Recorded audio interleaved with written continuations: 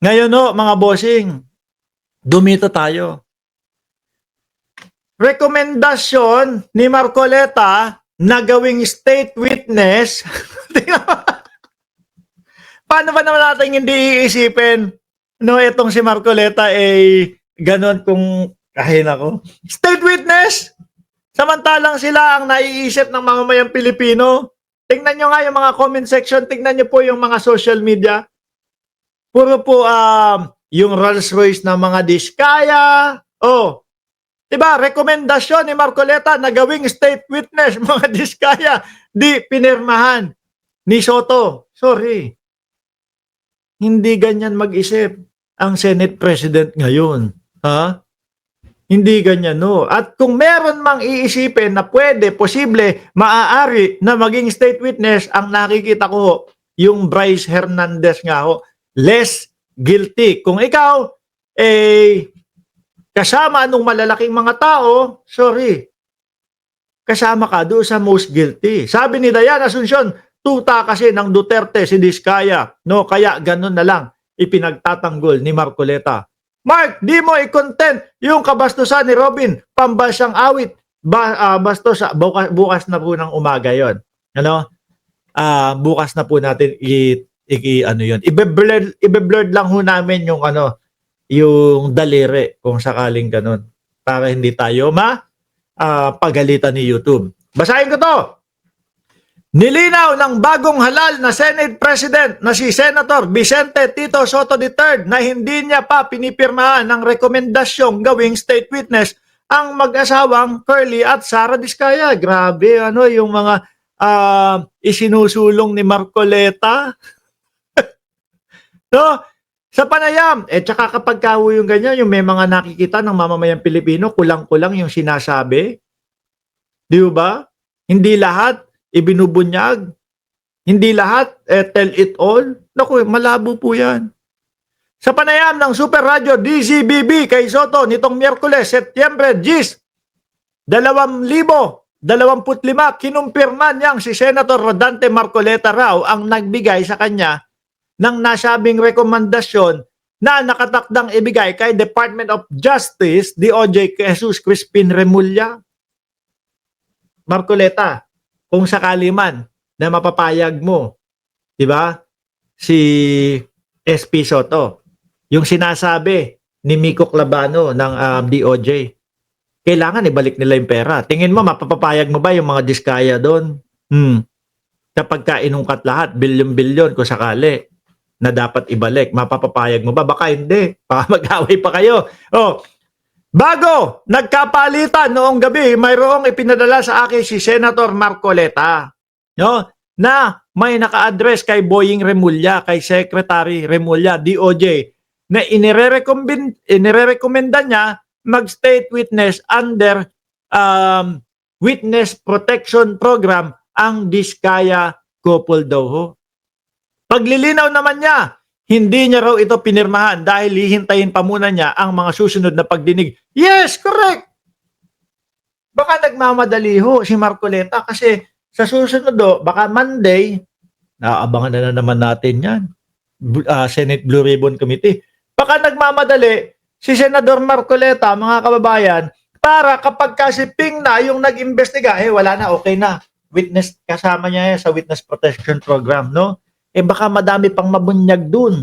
Kilala nyo naman po si Ping Lacson. Mga bossing, talagang hinahanglungkat ho niyan lahat. Malupit nga yan. Ang malupit doon sa grupo ni Ping Lacson, tinitignan nila yung mga nagsusumbong sa presidente. Di ba? Titignan nila yon. Tapos kukumpirmahin nila, totoo ba natapos na ito? Nakita sa papel. Completed na. Pupuntahan nila. Aalamin talaga nila. Para sa katotohanan ho talaga yung si Senador Ping Lacson, mga bossing. Siguro yan yung iniisip na nako kapag dumating na yung Lunes, wala na to. Baka magkaalaman na.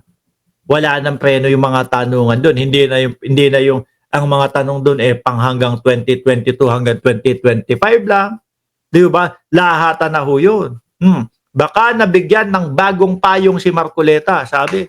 Paglilinaw naman niya, hindi niya raw ito pinirmahan dahil hihintayin pa muna niya ang mga susunod na pagdinig sa Senado. sa Senate Blue Ribbon Committee sa issue ng flood control project na nakatakda ng pangunahan ni Senate President Pro Tempore, Senator Panfilo Ping Lacson.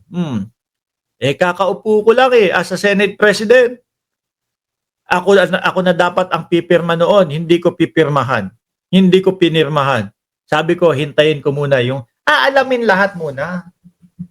Kung karapat-dapat ba at kung sino ang dapat doon sa Witness Protection Program. Yung lahat sasabihin.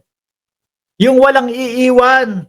Yung walang poproteksyonan. At ang nakikita ko nga ho doon mga bossing, ayun, si Bryce Hernandez ho. Pero dahil po may mga DDS, mga kababayan, protect Diskaya at all cost daw ho ang sabi ng mga DDS na may planong mga manunog. May planong mga manunog ng mga bahay. Hoy mga DDS, balitaan nyo kami kapag ka natuloy na yung sinasabi nyo panununog doon sa mga bahay Maganda-handa na din kayo ng pampiyansa nyo kung sakali. Sabi ni Sir Archie Beroya, Korte mag-decide kung pwede sa WPP o Witness Protection Program ang Diskaya couple, hindi ang Senado. Sila ang most guilty. Paano mabigyan ng Witness Protection Program? Sabi ni Tricia, yung walang selective amnesia, yung talagang lahat, tuloy-tuloy. Ganda nga yung kay Bryce, di ba? Lahat. Meron pang sabi po ni Senador Rodante Marcoleta, ligtas na daw po si Jinggoy. Ang totoo po, hindi po. yung talagang kompletos recados, may ipapakita ho talagang mga ebidensya. Tapos ngayon, yung mga napangalanan, i-debunk nyo ngayon yan. Ipakita nyo sa mamamayang Pilipino. Yung ipinakita ni Bryce na mga text message, hindi totoo yan. Ngayon, ipaliwanag nyo kung paano nyo sinasabi na hindi totoo. Noong Lunes, sabi dito, matatandaan ng Diskaya ay parte matatandaan ang mga Diskaya ay parte ng 15 mga kontratista ng DPWH na sinasabing kumita ng malalaking kontrata mula sa gobyerno. Yan yung listahan ng Pangulo. Diba? Grace Abalos, watching from Kuwait. Noong Lunes, Setyembre 8, ang mag-asawang Diskaya ang unang nagkanta sa mga pangalan ng mga umano'y DPWH officials, at ilang kongresista na sangkot umano. Nung tinanong na po, may senador ba? Sabi ni Senator Jinggoy, may senador ba? Wala po, Your Honor. Sabay banat ni Marcoleta. Ligtas ka na. Napikon si Jinggoy doon. Kala niyo ba? Napatayo nga si Marcoleta, di ba? Sabay akap. Matapos namin manalo sa mga biddings, may mga opisyal mula sa DPWH ang lumalapit sa amin para humingi at kumuha ng bahagi niya sa halaga ng proyekto. Ang hinihingi nilang porsyento ay 10%, ay hindi bababa sa 10% at umaabot ng 25% na naging kondisyon upang hindi maipit ang implementasyon ng kontrata. At bandang huli nga daw ho, mga bossing, sila ang lugi.